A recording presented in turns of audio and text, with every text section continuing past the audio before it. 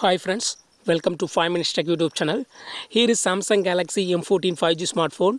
In this video, you will learn how to turn off Google Assistant in your phone Samsung Galaxy M14 5G.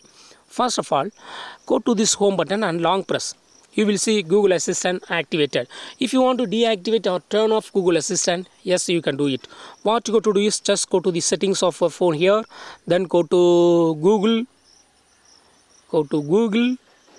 and here go to all services, and here select settings for Google apps, and here click on search assistant and voice, and here select Google Assistant and turn off this button Google Assistant.